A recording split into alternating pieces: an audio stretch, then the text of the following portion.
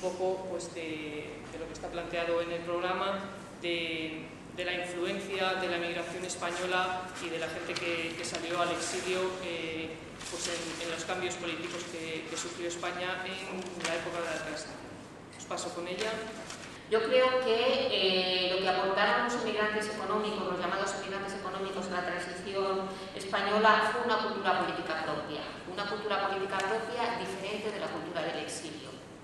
Además, en segundo lugar, también aportaron una cultura sindical diferente a la que era la cultura de la Segunda República Española.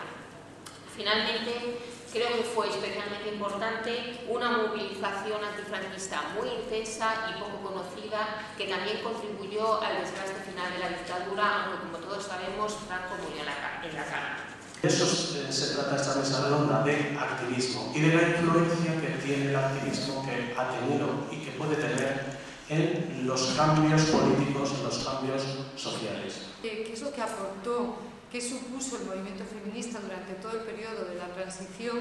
Creo que es imprescindible, y lo intentaré hacer lo más brevemente que pueda, entender los antecedentes, es decir, el movimiento feminista que surge, que eclosiona en 1975, aunque evidentemente eso significa que antes del 75 ha habido muchas mujeres que han estado haciendo un trabajo en sus asociaciones de muy distinto tipo, pero bueno, que tiene como la expresión pública en 1975, en las primeras jornadas sobre la mujer en Madrid, empieza prácticamente de cero. Y eso significa un hándicap enorme, porque a diferencia de otros países de nuestro entorno, de otros países europeos, donde hay una evolución más o menos progresiva, aquí nos encontramos con que no tenemos prácticamente referentes. Sobre lo que fueron los movimientos sociales y cómo nacieron estos movimientos, y al mismo tiempo, pero yo creo que estamos haciendo recuerdo a la memoria histórica, que está de alguna manera tras un momento olvidado.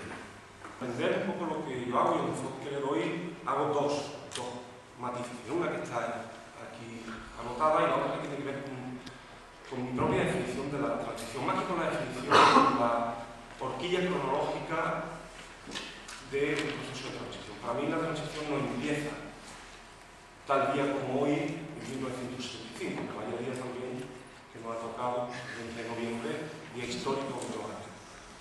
Para mí la transición comienza antes. Una cuestión es la transición social y otra la transición política. A partir de esta diferenciación conceptual o epistemológica, como se quiera decir, se entenderá mejor porque yo, cuando trato el asunto del movimiento estudiantil de la transición, necesariamente me tengo que rastrear en los años anteriores. Si no, es imposible entender lo que va a ocurrir después.